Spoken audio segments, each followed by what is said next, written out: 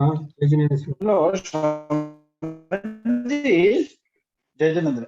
संजय जी, जय सर जिनेंद्र। आपको आज का क्लास रिकॉर्ड नहीं करेंगे हम? जय जिनेंद्र पवन जी, आज का क्लास रिकॉर्ड नहीं करना है। क्या हुआ? आज का क्लास रिकॉर्डिंग नहीं कर रहे हैं। और रिकॉर्डिंग नहीं करना है? नहीं, आज का क्लास रिकॉर्ड नहीं। ड्रॉप कर दूं क्या फिर? हाँ, ब्लॉक कर दे, ब्लॉक कर दे।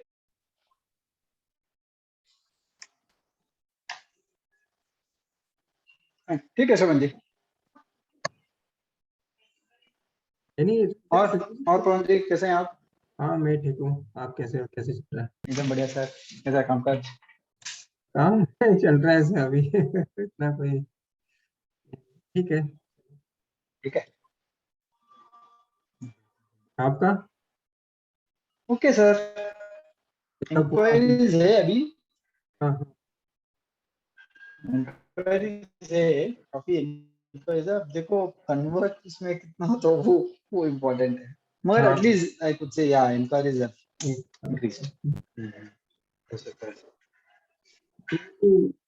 टाइम थोड़ा सा अभी अनसर्टेन है ना, 1-2 महीना। ये क्या था तो क्लियर हो गया, और कितना सर्टेनिटी चाहिए लोगों को? नहीं, इन्वेस्टमेंट नहीं आ रहा है। इन्वेस्टमेंट नहीं आया वो ठीक है, लोग थोड़ा सोच के इन्वेस्ट कर रहे हम्म, हैं। जब तक पैसा रोटेट नहीं होगा तब तक नहीं होगा। हाँ, वो प्रॉब्लम है। तो शेयर्स में जा रहा है सर पैसा, बिजनेस छोड़ के हाँ, शेयर। सब शेयर्स में जा रहा है, बराबर बोले हो एकदम। वही सब देख। शेयर में जा रहा है पैसे। उधर कोई ये नहीं है, मतलब लॉन्ग टर्म के लिए, इकोनॉमी के लिए अच्छा नहीं। अच्छा नहीं है ना।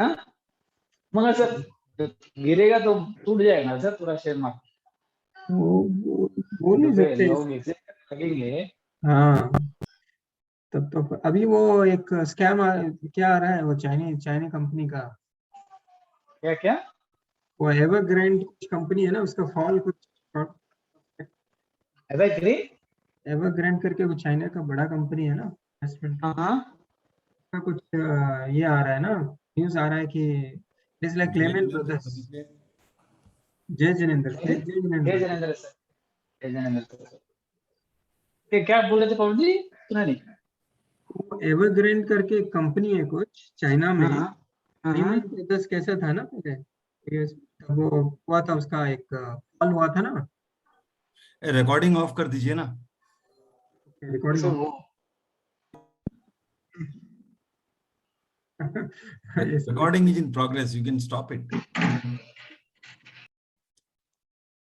तो कहने का अर्थ हुआ 11वें गुणस्थान में कसाय नहीं रहता है। ओके। 12वें गुणस्थान में। नहीं, 11वें नहीं है तो 12वें का। ओके। ओके, 12वें गुणस्थान में। सर हाँ 11वें गुणस्थान में कसाई तो रहता है, मगर वो उदय में भी रहता है। में नहीं है इसलिए हाँ बोलते हाँ हाँ हैं। हाँ, एक मिनट एक मिनट एक मिनट है, ये इंटरेस्टिंग। संजय, हाँ सर। ये ये काका भतीजा में ही एकदम मतभेद हो गया है। देखो ऐसा है कि 11वें गुणस्थान में मोहनीय कर्म रहता है, कसाई नहीं फोन रहता। आया तो वो अच्छा। करेक्ट। हम्म। मोहनीय कर्म रहता है, कसाई नहीं रहता है। मोहनीय कर्म कहाँ है? कर्म कहाँ है मतलब? समझा नहीं। सत्ता में है, अच्छा हाँ। उदय में नहीं है। Hmm. You understood the difference? Okay ठीक है। मोहनीय कर्म सत्ता में है, उदय में नहीं है। उदय में नहीं है, ओके। अगर मोहनीय कर्म उदय में नहीं है तो कसाय नहीं है। अच्छा। कसाय से सत्ता में कोई भी कर्म जब सत्ता में रहता है ना, हाँ। उसका प्रभाव नहीं होता है, उसका असर नहीं आता है। ओके असर उसके उदय में आने से ही आता है। ठीक है, क्लियर हो गया। क्लियर हो गया बात? हाँ। ओके। तो 11वां गुणस्थान में कसाय नहीं है। ओके। 12वें गुणस्थान में नहीं है, नहीं है। अच्छा संजय, दोनों में अंतर क्या है?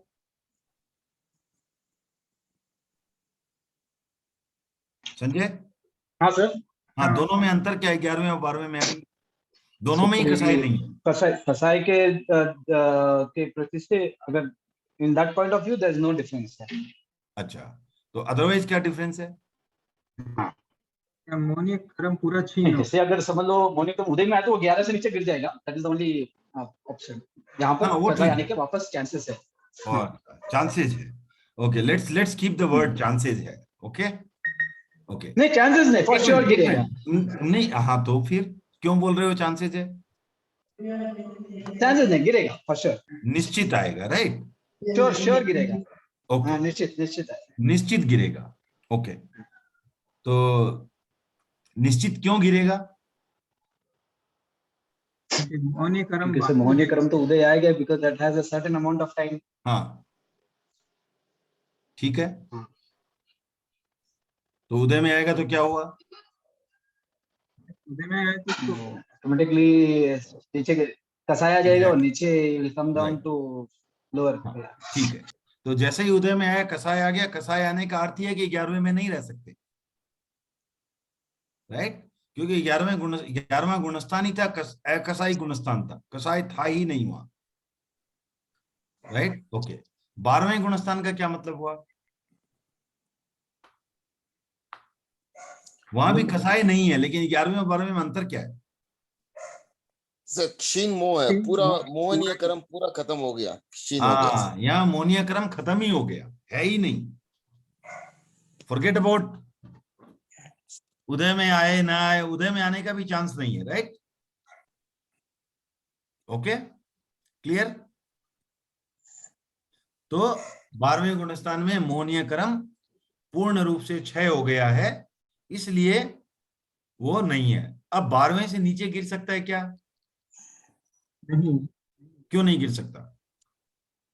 वो छीन मोह पूरा छीन हो गया। हाँ, तो वापिस लग गया तो वापस कहाँ से रहा है ही नहीं सत्य में। तो भी लग तो सकता है ना, बंद तो हो सकता है ना। कैसे वो क्या बंद क्यों नहीं हो सकता? सर मोहनीय क्रम ही मोहनीय क्रम को अट्रैक्ट कर सकता है, जब मोहनीय क्रम ही नहीं है तो अट्रैक्ट नहीं होगा। हाँ, इससे भी ज्यादा अच्छा आंसर रहता कि मोहनीय क्रम लगने के लिए कौन से गुणस्थान तक मोहनीय क्रम लगता है? 10। ओके, संजय?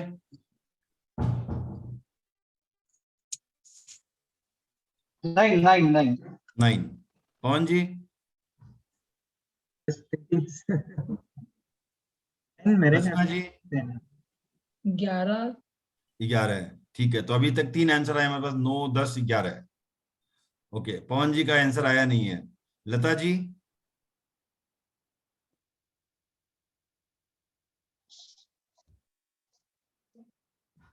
लता जी म्यूट है आप।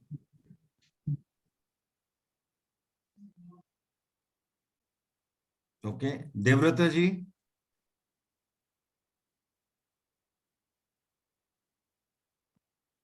ओके, और बाकी लोग आंसर देना नहीं चाहते हैं। 9 तक। हाँ, 9 तक। अब आप बोल रहे हैं 9 तक, ठीक है। तो ये 9 तक क्यों? मतलब सूक्ष्म लोभ में रह जाता है ना। अब आप ये समझिए कि मोह कर्म जो है वो शुभ है या अशुभ? शुभ है या अशुभ? अशुभ। कभी कभी शुभ भी हो सकता है ना? नहीं नहीं नहीं, नहीं, क्यों? क्यों? राग और द्वेष है ना इसमें। हाँ, ओके, ठीक तो है। उसका अशुभ भी लगेगा। अशुभ ही होगा, ठीक है। तो मोह कर्म हमेशा अशुभ होता है। ज्ञानावर्णीय कर्म कर्म से अशुभ ही शुभ ही होता है। नहीं, शुभ और अशुभ दोनों हो सकते, दोनों हो सकता है। शुभ ज्ञानावर्णीय कर्म क्या हुआ शुभ जी? मतलब सम्यक दृष्टि। सम्यक दृष्टि किससे आती है? ज्ञानावर्ण्य क्रम नहीं ना सर। ना, सम्यक दृष्टि आती है दर्शन मोहनीय कर्म का उपशम, क्षयोपशम या हाँ हाँ उपसम क्षयोपसम या क्षय चाहिए, हाँ हाँ, करेक्ट। यस यस, तो ज्ञानावर्णीय क्रम भी नितांत अशुभ है, उसका क्षयोपसम होने से आपको ज्ञान होता है, वो ठीक है, लेकिन ज्ञानावर्णीय क्रम नितांत अशुभ है। दर्शनावर्णीय क्रम अशुभ अशुभ।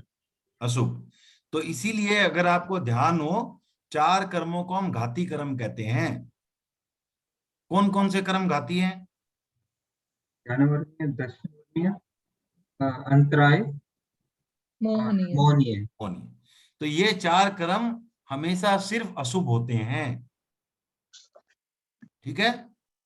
बाकी 4 कर्म जो हैं वो शुभ और अशुभ दोनों होते हैं। सही है अशोक जी? हाँ सर, बात क्लियर हो गई एकदम? हाँ हाँ हाँ, तो बाकी कर्म जो है उसमें शुभ भी है और अशुभ भी है। अब समझना है कि शुभ कर्म कैसे लगते हैं।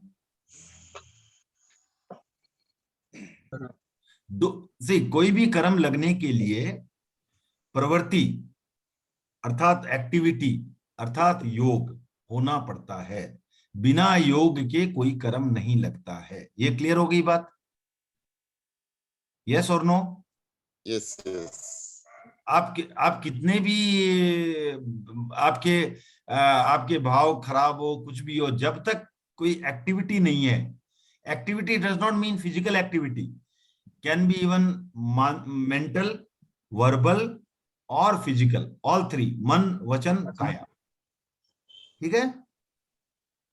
यस सर, ओके, जब तक एक्टिविटी नहीं है तब तक आपको कर्म नहीं लगेंगे। अब एक्टिविटी है 2 प्रकार की होती है, ठीक है। कौन कौन सी? सावध्य और निर्वध्य।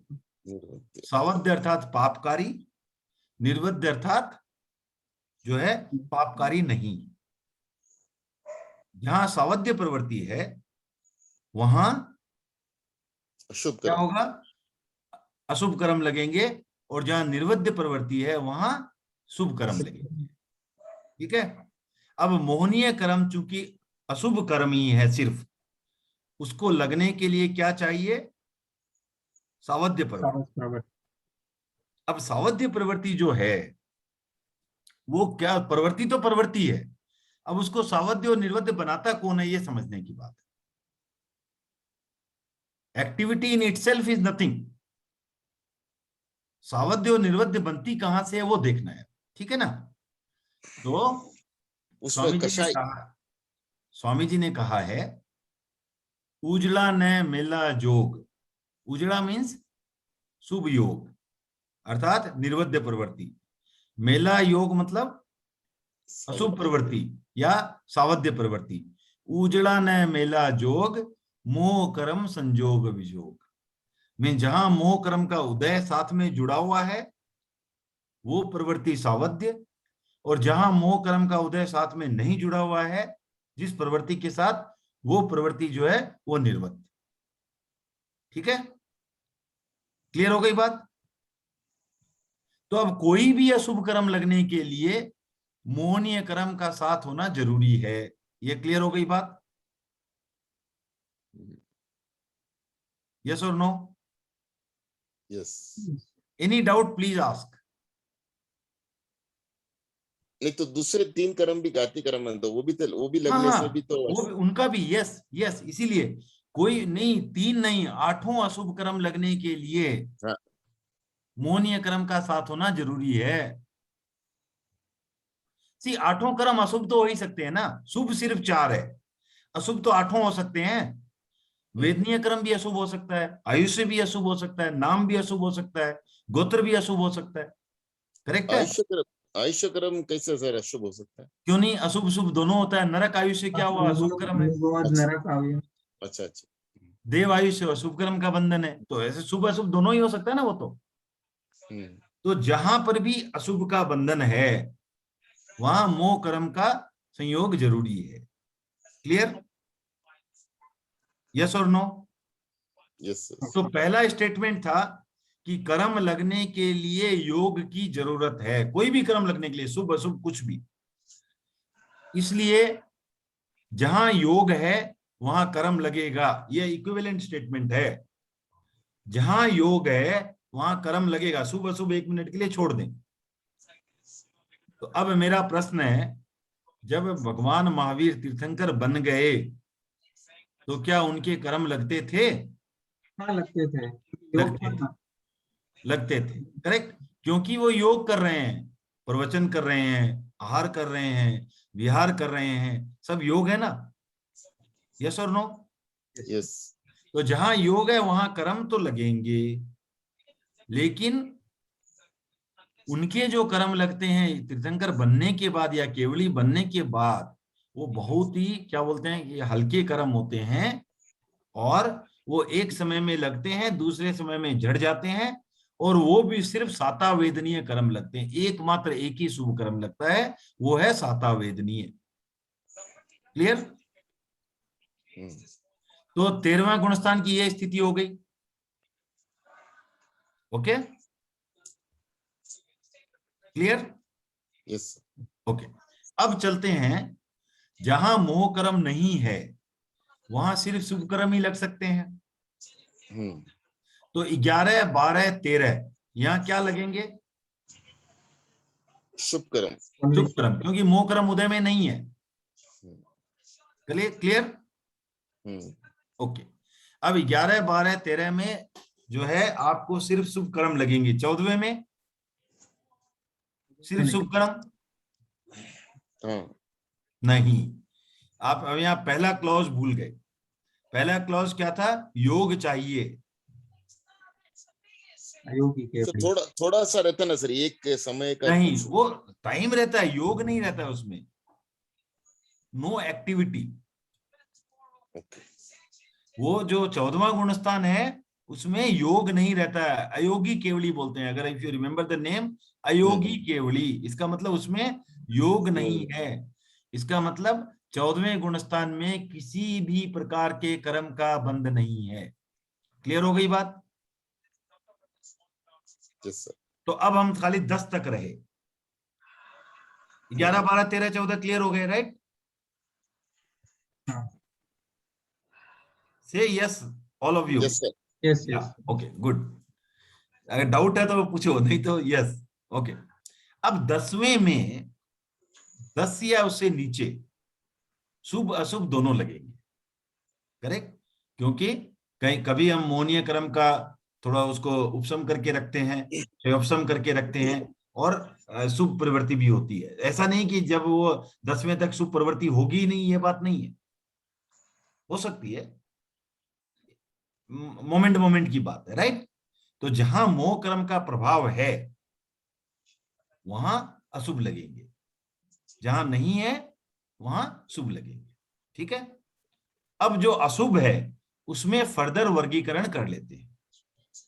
अब बताइए 10वें गुणस्थान में कौन कौन से कर्म लग सकते हैं अशुभ में? मोहनीय कर्म। मोहनीय नहीं लग सकता है। 10वें गुणस्थान में मोहनीय कर्म नहीं लगता है। इसका कारण बताता हूं मैं। और आयुष्य भी नहीं लगता है, मत हो जाए, क्योंकि आयुष्य है जो 7वें गुणस्थान के बाद नहीं लगता है। यह मैंने बताया था पहले भी, राइट?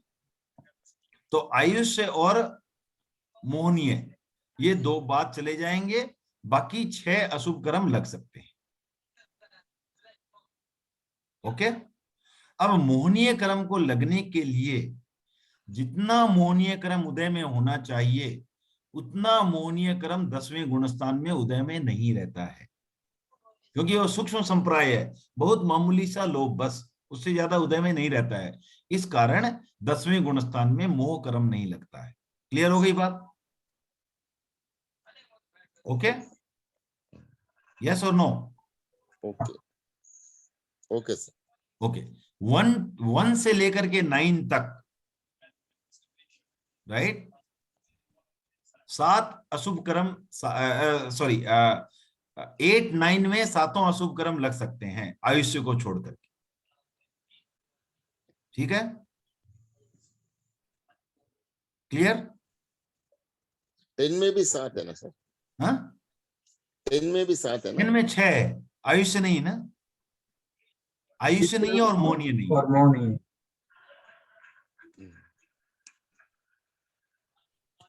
10 में 6, क्लियर। 9 में 7, 8 में 7, ओके। और अब आप देख लो 1 से 7 तक, ये 7 तो है, ये 7 तो है, लेकिन आयुष्य क्रम सिर्फ एक बार ही लगता है, कभी भी पूरे लाइफ में सिर्फ एक बार आयुष्य क्रम लगेगा। और आयुष्य क्रम लगने का नियम ऐसा है कि इनके जयाचार्य कहते हैं, आव अबंध 7वें आगे बड़ी तीजो गिन लीजियो रे। मीन्स आयुष्य क्रम जो है वो 7वें के बाद नहीं लगेगा, 7वें तक आयुष्य क्रम का बंधन हो जाएगा। और साथ में तीसरा गुणस्थान भी गिन लो, तीसरे गुणस्थान में भी आयुष्य क्रम का बंधन नहीं होता है। जो मिश्र गुणस्थान है उसमें आयुष्य क्रम का बंधन नहीं होता है। क्लियर हो गई बात? ओके। फिर आपको एक और छोटी सी टेक्निकलिटी समझने की है कि आयुष्य क्रम का बंधन 7वें गुणस्थान में लगना शुरू नहीं होता है,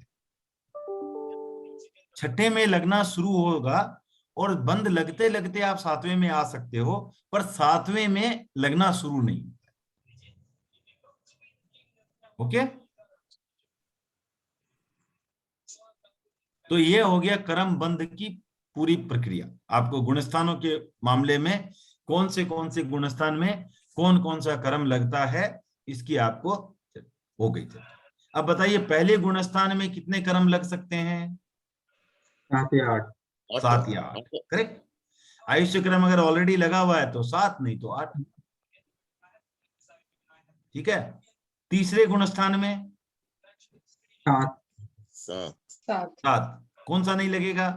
आयुष्य हाँ, अगर आयुष्य नहीं लगा हुआ है तो भी नहीं लगेगा। तो भी नहीं लगेगा। वेरी एक्सलेंट, तो भी नहीं लगेगा। ठीक, गुड। तो ये हो गया आपको उसकी बात, राइट।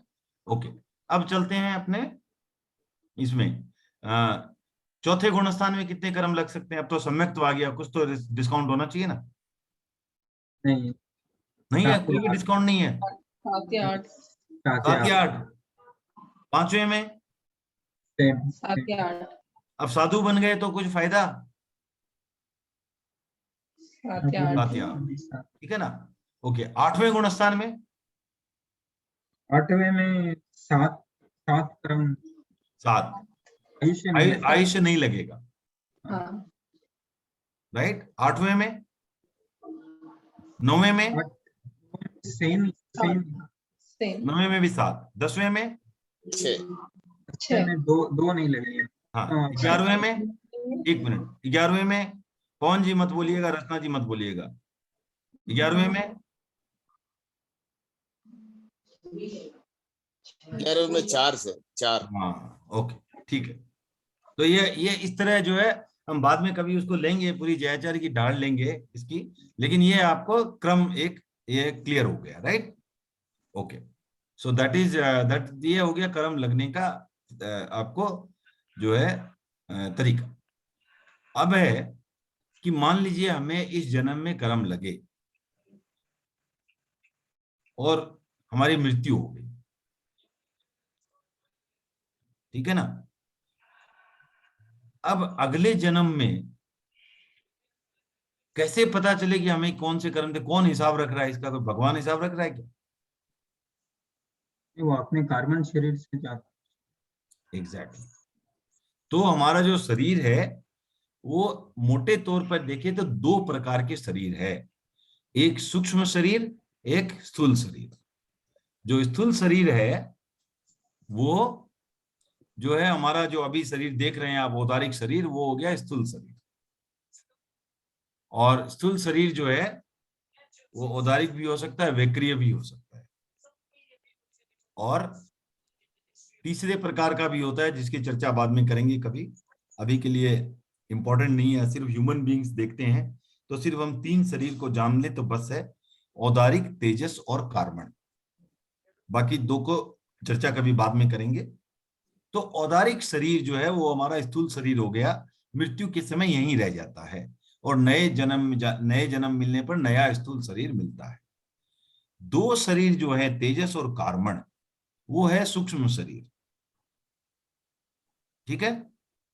और ये सूक्ष्म शरीर मृत्यु के समय भी जो है आत्मा इनसे छुटकारा नहीं पा सकती। और इन दो सूक्ष्म शरीरों में से एक सूक्ष्म शरीर है कार्बन शरीर, जो सबसे सूक्ष्म वही है, कार्बन शरीर। सूक्ष्म का अर्थ क्या हुआ? सटल। स्थूल का अर्थ हुआ ग्रॉस, राइट। और सूक्ष्म का अर्थ हुआ subtle, very very very very very like subtle, tiny. Okay, इतना कि हमें दिखेगा भी नहीं। कार्बन शरीर जो है वो दिखता नहीं है, हालांकि रूपी है फिर भी दिखता नहीं है। अब कार्बन शरीर क्या है, किसका बना हुआ है? जो कर्म पुद्गल हमने अट्रैक्ट किए हुए हैं, उन कर्म पुद्गलों से वो कार्बन शरीर बना हुआ है। तो इन अदर वर्ड्स, जो भी कर्म हमने इकट्ठा किए हैं वो कहाँ है? हमारे कार्बन शरीर का हिस्सा है। इसलिए जब आदमी मर भी जाता है तो वो कार्बन शरीर क्या रहता है? उसी आत्मा के साथ जाता है, छोड़ता नहीं है। इसलिए जो है हमारे हमारे सिद्धांतों में बहुत साइंटिफिक रीजन है कि अगले जन्म में भी हमें अब तक के कर्मों का लेखा जोखा कैसे हमारे साथ गया? कार्बन शरीर के रूप में गया, ठीक है ना। आपने जब दूसरी सीट बदली, जब सीए लोग करते हैं तो क्या करते हैं? ब्रॉड फॉरवर्ड, राइट, करते हैं ना। हाँ। ये ब्रॉड फॉरवर्ड जो है वो क्या है?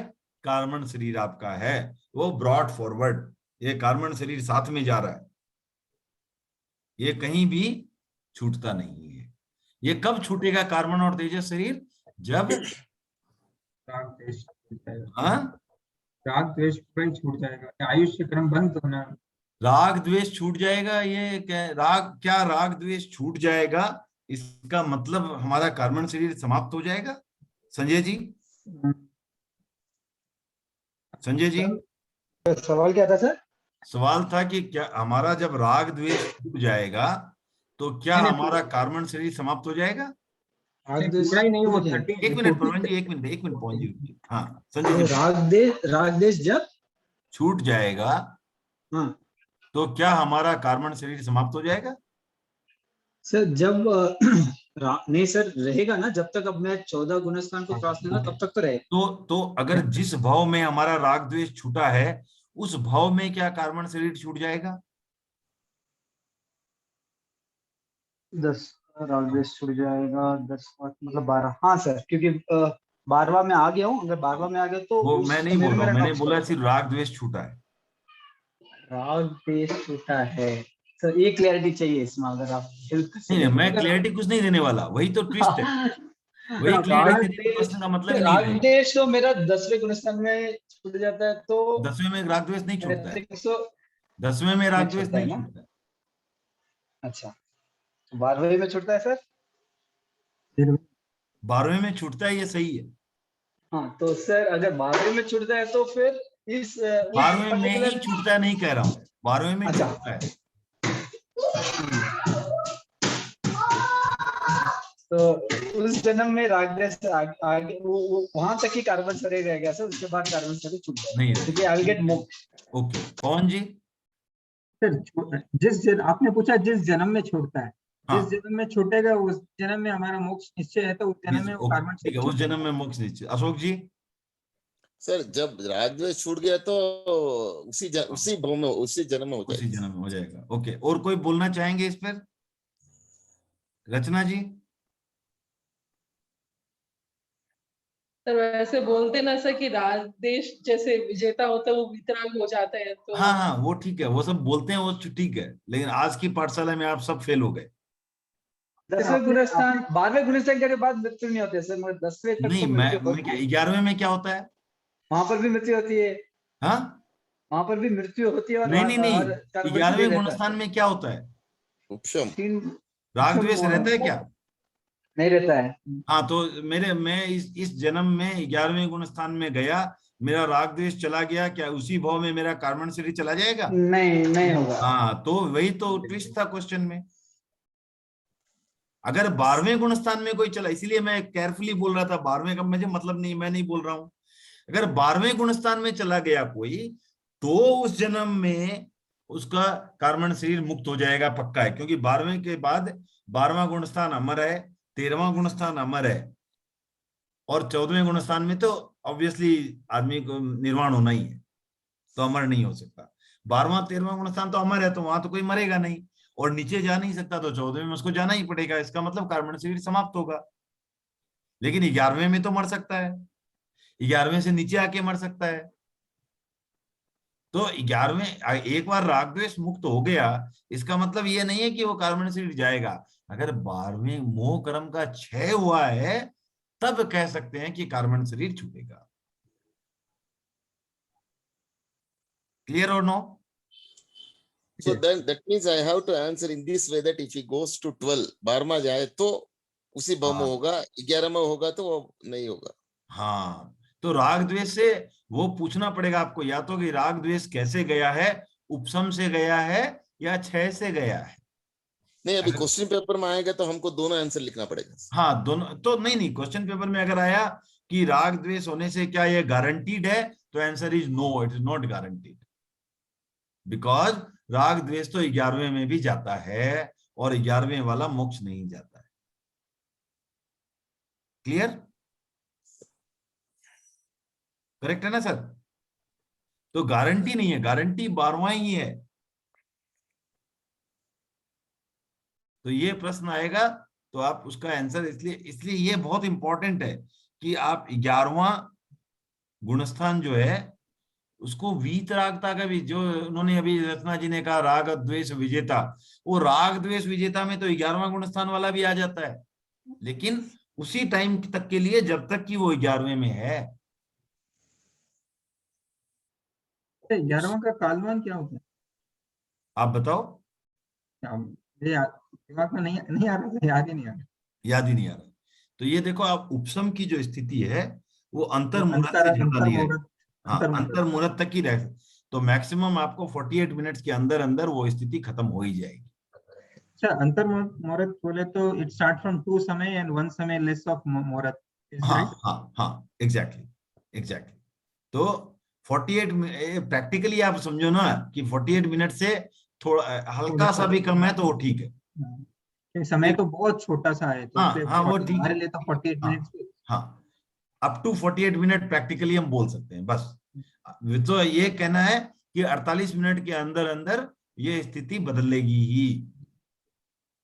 ठीक है सर, कलयुग में 11वां गुणस्थान पॉसिबल है सर? अभी तो शायद 7वें से ज्यादा नहीं है बोल रहे हैं इस युग में। अभी 7वें से ज्यादा नहीं आ सकता। ठीक है ना? अभी सर, 7वें आगे छठे आरे में इससे भी कम हो जाएगा तो कुछ।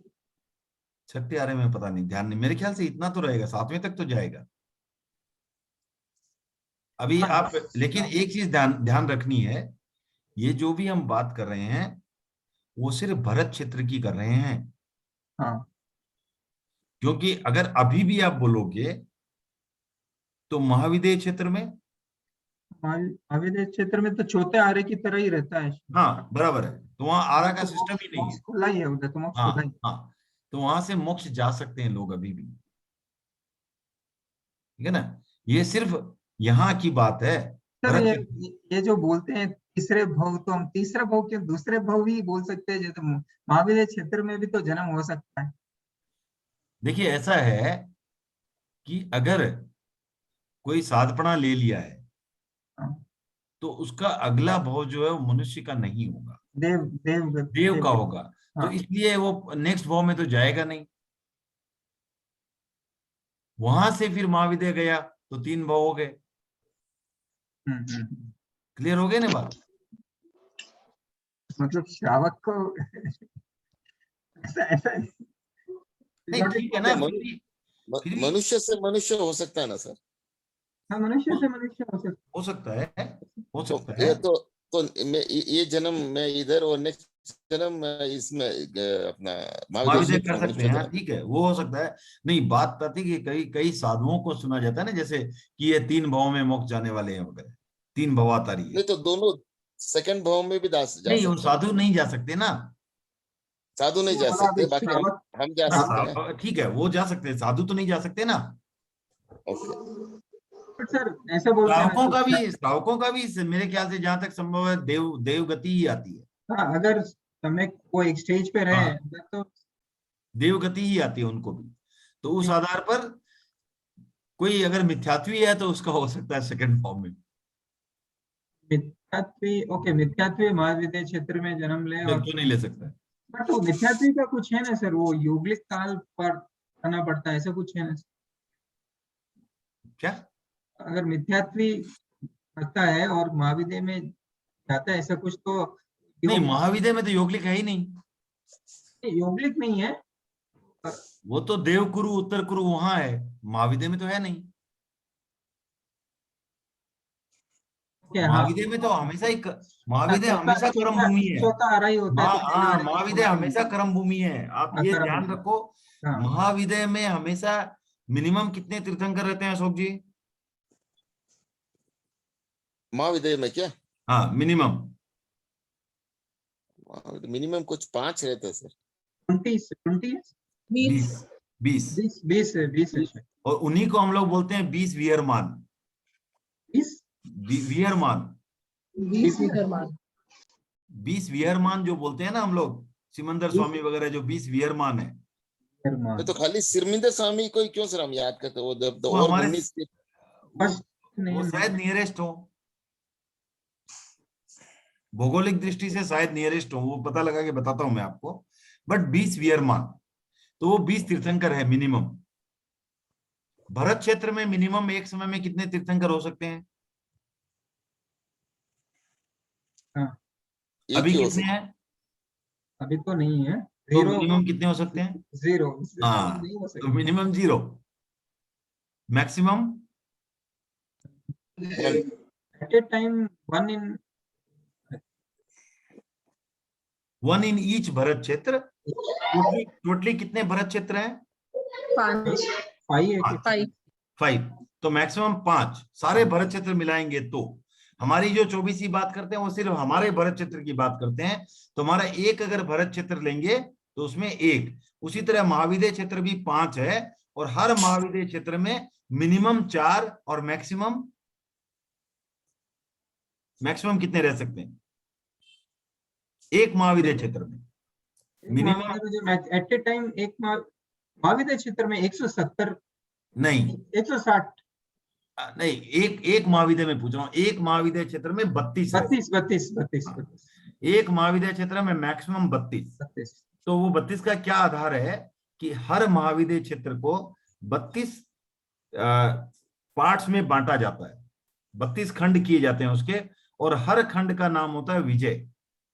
तो एक महाविद्य क्षेत्र में 32 विजय होते हैं, और एक विजय में एक तीर्थंकर से ज्यादा नहीं होता है, और सारे के सारे विजय में भी रह सकते हैं। तो इस तरह एक महाविद्य क्षेत्र में मैक्सिमम 32 हो सकते हैं और मिनिमम 4। 32 में से 4 विजय में रहेंगे ही रहेंगे। इस आधार पर 4 × 5 20 मिनिमम है। मैक्सिमम हो गया कि 32 × 5 160। आपने सुना होगा मैक्सिमम लेकिन 170। 10 महाविद्य 5 भारत क्षेत्र के 5 भरत क्षेत्र के हो गए, और भरत क्षेत्र जैसा ही रूल लागू है एरावत क्षेत्र। तो 5 एरावत क्षेत्र के इस दृष्टि से 170 मैक्सिमम तीर्थंकर एट ए टाइम हो सकते हैं। कब लास्ट 170 तीर्थंकर थे? 20 तो अभी है। हाँ। किसके समय में 170 थे? महावीर भगवान के समय नहीं, अजितनाथ के समय थे। अजितनाथ के समय 170 तीर्थंकर थे। ठीक है ना? तो अब क्लियर, कैलकुलेशन क्लियर हो गया ना कैसे होता है। मेन चीज है कैलकुलेशन समझना।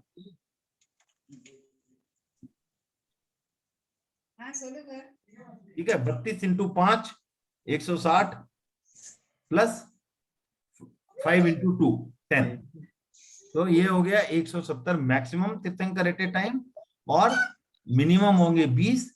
तो छठे आरे में कितने होंगे मिनिमम? छठे आरे में भी 20 ही होंगे, ठीक है ना, 20 ही होंगे, क्योंकि वहां महाविद्य क्षेत्र में फर्क नहीं पड़ता, छठा पांचवा कुछ भी हो। क्लियर? ओके, अब आप लोग कोई प्रश्न पूछो। तो इसलिए आज हमने बात की पूरे कर्म लगने का क्रम थोड़ा स्लोली समझा, ठीक है ना। अब ये बताइए, आप मेरे को एक और प्रश्न बताइए, 13वें गुणस्थान में क्या किसी को अशुभ कर्म उदय में आ सकता है? 13वें में आ सकता है सर, अगर लगा हुआ है ऑलरेडी वेदनीय अशुभ है तो वो शायद महावीर भगवान की घटना आती है ना, वो तेजोलेशा। करेक्ट। तो महावीर भगवान को केवली बनने के बाद भी कष्ट हुआ था, जो एक आश्चर्यजनक घटना है। बहुत नहीं हो, ऐसा होता नहीं जनरली, लेकिन टेक्निकली पॉसिबल है। क्यों पॉसिबल है? हमने क्या बात की थी, 13वें में सिर्फ लगता शुभ सातावेदनीय है, लेकिन पहले का तो स्टोर में हो सकता है। तो महावीर भगवान के पहले से स्टोर में था और वो असातावेदनीय उदय में आया है। अब आप सर ये जो कर्म है वो कुछ बोलते हैं निकाचित, और एक क्या वर्ड कुछ यूज करते हैं, दलिक। दलिक। तो ये दलिक में आएगा कि निकाचित में आएगा? नहीं, वो तो आप विपाक से नहीं बता सकते। देखिए, निकाचित है वो परिवर्तित नहीं हो सकता, दलिक परिवर्तित हो सकता है, लेकिन अगर परिवर्तन करे ना करे उससे क्या फर्क पड़ेगा? सर उनके साधना काल में जो कर्म जो उन्होंने भोगा उसको क्या बोलेंगे सर? कुछ भी हो सकता है ना, भोगने वाले कर्म कुछ भी हो सकते हैं, वो दलिक भी हो सकते हैं, निकाचित भी हो सकते हैं। महाराज ने पूछा था एक बार। नहीं, वो कुछ भी हो सकते हैं, मुझे जानकारी नहीं है, वो कुछ भी हो सकते। उनके काफी होंगे निकाचित, इसलिए उनको काफी कष्ट भोगना पड़ा, वो अलग बात है। परंतु सारे के सारे जो भोगे वो सारे के सारे निकाचित थे, वो मैं नहीं कह सकता। भोगने मैं दलित को भी भोग सकता हूँ, अगर परिवर्तन नहीं किया तो भोगना ही पड़ेगा ना। अगर उसका संक्रमण अपवर्तन कुछ भी नहीं किया मैंने, तो उसको भोगना ही पड़ेगा, ऐसा है जैसा है वैसा। तब it was changeable but you did not do, इसलिए भोगेंगे।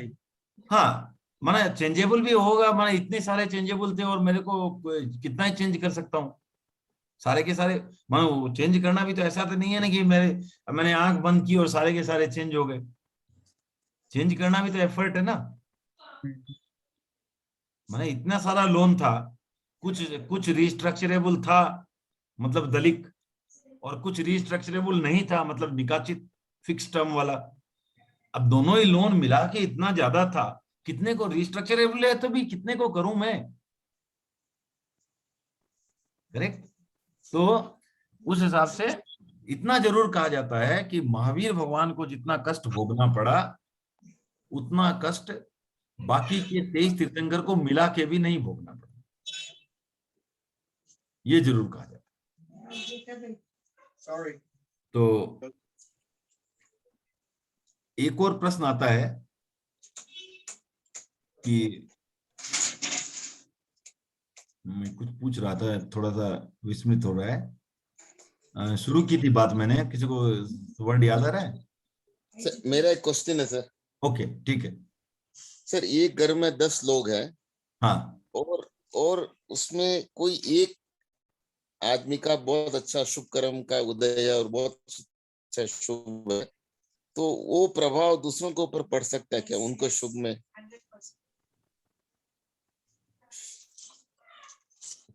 अब ऐसा है कि मुझे वहां से सुनाई दे रही भाभी की आवाज की 100%। तो उनके शुभ कर्मों का प्रभाव तो आप पर पड़ ही रहा है। नहीं तो नहीं, देखिए जैसे ऐसा है कि ऐसा भी माना जा सकता है ना, आपको जो भी संयोग मिला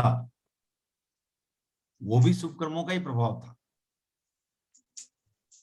या शुभ या किसी कर्मों का ही प्रभाव था ना। जो संयोग मिलता है वो भी कर्मों का प्रभाव मान सकते हैं। वो तो खुद का ही ना सर, हाँ, खुद का ही हुआ ना। हाँ, बट वो मुझे और शुभ कर्म वाले आके साथ में जुड़े, वो भी कर्मों का प्रभाव है ना। फिर भी सर अल्टीमेटली अपने जैसे बोलते हैं ना, अपने पुण्य तो अपने कोई अपने जैसे, तो अगर हम लोग किसी के इसमें आते हैं, देखिए ऐसा है कि पुण्य को हम ऐसे रिलेट नहीं कर सकते कि जो भी हमें मिला। अब मान लीजिए कि एक घर में आपके पास काफी ऐश्वर्य है, उसके बाद भी आपको पुण्य का योग नहीं है, तो क्या होगा? वो रह करके भी आपका शरीर खराब रहेगा, ये रहेगा वो रहेगा, तो क्लेश हो सकता है। तो ये चीजें क्या अनेकांत की दृष्टि प्रभाव पड़ भी सकता है। अगर आपका संयोग उस दृष्टि से जुड़ा हो जहां आपकी भी पुण्याई साथ में जुड़ी हुई है तो फर्क पड़ भी सकता है। जहां उसके बाद भी गड़बड़ है तो वो भी गड़बड़ है, वहां भी नहीं हो सकता, कुछ भी नहीं हो सकता। इसलिए कहने का मतलब है कि अपना खुद का तो पहले होना ही चाहिए, तभी वो हो सकता है। दूसरे का साथ होना मतलब अपना खुद का पुण्य ही होना ही चाहिए, हाँ तभी। बराबर है, लेकिन वही बोल रहा हूँ ना कि उसको आप मेजर करना बहुत मुश्किल है, क्योंकि जो अपना अपना उद्देश्य है कर्मों की दृष्टि से, वो उद्देश्य क्या है? पुण्य को यूज करना अपना उद्देश्य नहीं है। पुण्य में समता भाव रखना है, निर्लिप्तता का भाव रखना है। पुण्य में आसक्ति भी पाप कर्म के बंधन का कारण है, ये ध्यान में रखी जाए हमेशा बात। पुण्य की इच्छा करना भी पाप कर्म के बंधन का कारण है। तो ये चीजें बहुत ही मैंने आपको ध्यान रखनी चाहिए कि पुण्य हमारा लक्ष्य नहीं है। आता है उसको पूरे एकदम अनासक्त भाव से भोगो। क्यों हम पुण्य क्यों कर रहे हैं? पुण्य क्यों हो? क्योंकि बाई प्रोडक्ट। जब निर्जरा करनी है तो निर्जरा करने के लिए हमें निर्वद्य प्रवृत्ति या शुभ प्रवृत्ति करनी पड़ेगी, और जब हम शुभ प्रवृत्ति करते हैं तो निर्जरा के साथ साथ शुभ का भी बंधन हो जाता है। लेकिन शुभ का बंधन करने के लिए हम शुभ प्रवृत्ति नहीं करते हैं। जहां ही हमें पुण्य की इच्छा हुई वो जो है पाप के बंधन का कारण है। क्लियर? बोलते हैं ना सर, पहले पुण्य होता है फिर निर्जरा होती उससे कोई फर्क नहीं पड़ता, वो सब चीजें ठीक है, बट मेन चीज है क्या कि आप ये देखो पुण्य और निर्जरा माने लेकिन दोनों अलग नहीं कर सकते आप। जैसे इसका उदाहरण आता है, तो पहले तो ये समझ लीजिए पुण्य की वांछा करना, पुण्य की इच्छा करना जो है वो पाप कर्म के बंधन का कारण है। तो पुण्य की इच्छा नहीं करनी चाहिए। पुण्य के भोग में आनंद को प्रदर्शित नहीं करना चाहिए। पुण्य के भोग में ज्यादा रस नहीं लेना चाहिए। पुण्य का भोग भी अनासक्त भाव से होना चाहिए। ये जितनी समता उसमें रहेगी उतना आपका जो है वो सफल जीवन कहा जाए। नहीं तो जहां हम उलझ गए उसमें तो और पाप का बंधन कर रहे हैं। क्योंकि आज जो हो रहा है वो तो हमारे पूर्व कर्मों का फल है, लेकिन उस पर हम जैसा रिस्पॉन्ड कर रहे हैं वो हमारे फ्यूचर के बंध का कारण है। अगर हम उसमें हमें कुछ थोड़ी सी उपलब्धि हुई, हम उसमें नाचने लगे तो क्या होगा? पाप कर्म का बंधन होगा। ठीक है ना? तो ये चीज, अशोक जी आपका प्रश्न उत्तरित हुआ या नहीं हुआ? सर मेरा क्वेश्चन था भाई, ये प्रभाव पड़ सकता है जैसे फॉर एग्जांपल एक समझ लीजिए घर में 10 लोग हैं, एक का शुभ कर्म का उदय नहीं, मैं है, बताया ना आपको, वही उदाहरण दिया ना कि एक लेकिन दूसरों का पाप कर्म का उदय भी हो सकता है उसी वही टाइम। तो उदाहरण दिया मैंने आपको कि एक तो आदमी है, उसके हाँ, घर में बहुत सुख सुविधाएं हैं उसके पुण्य से, हम्म, लेकिन उस एक सदस्य को इतनी शारीरिक अस्वस्थता रहती है कि वो एंजॉय नहीं कर पाता, तो उसके पाप कर्म का उदय हो सकता है, तो उधर वो उसको प्रभाव नहीं होगा उसको इतना। काम नहीं आएगा।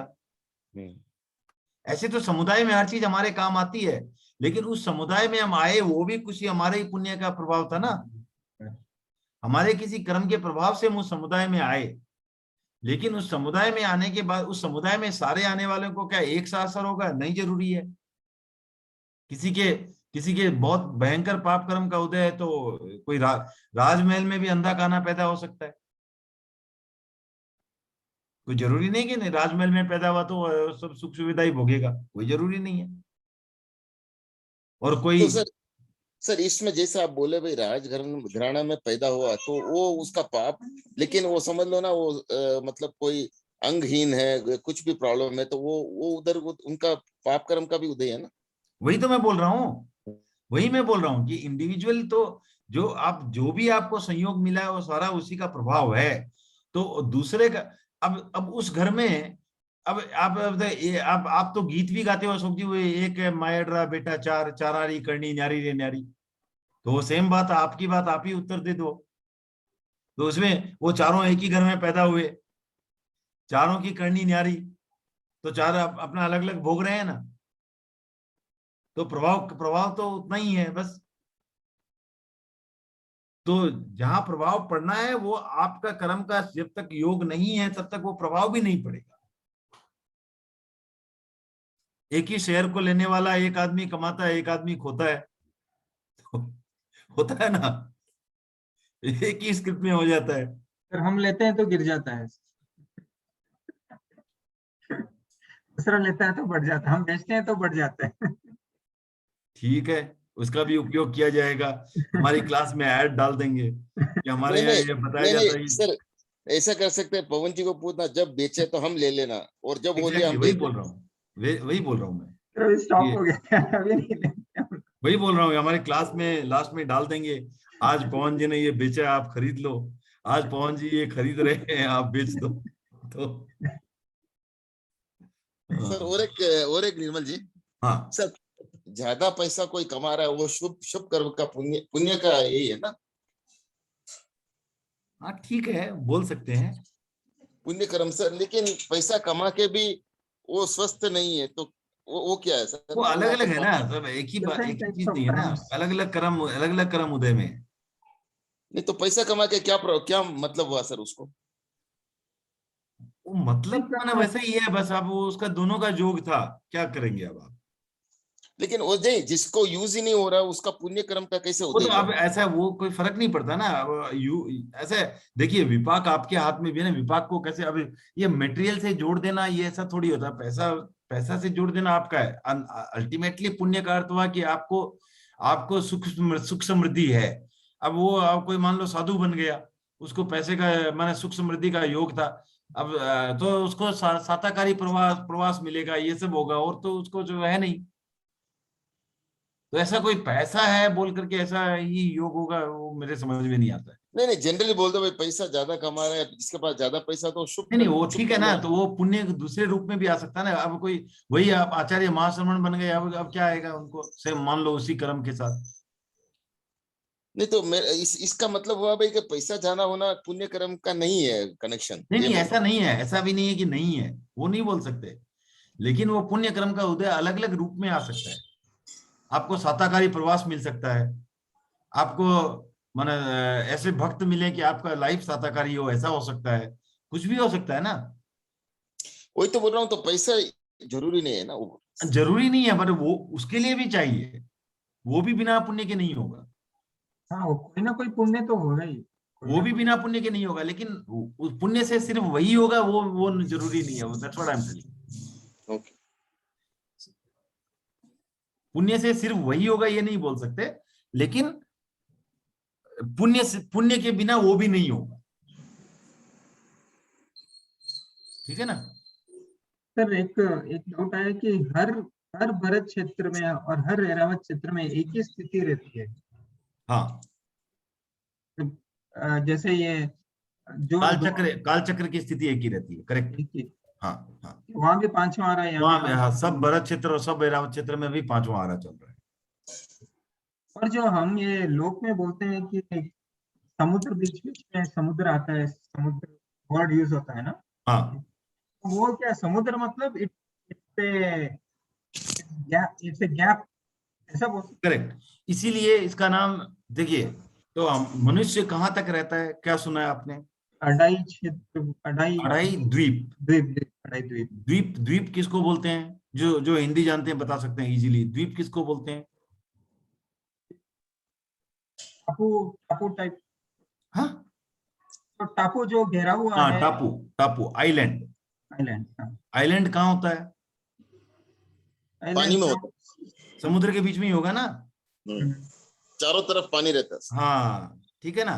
तो जो हमारे जो जो पृथ्वी की रचना है, वो पृथ्वी कहाँ है? तो देखिए जो लोक है, ये लास्ट आज लेते हैं, उसके बाद आज स्टॉप करेंगे। जो पृथ्वी है उसका ऊपर का हिस्सा है, उसे बोलते हैं ऊर्ध्वलोक, राइट। नीचे का हिस्सा बोलते हैं अधोलोक, और बीच का जो चपटा क्षेत्र है उसे बोलते हैं मध्य क्षेत्र।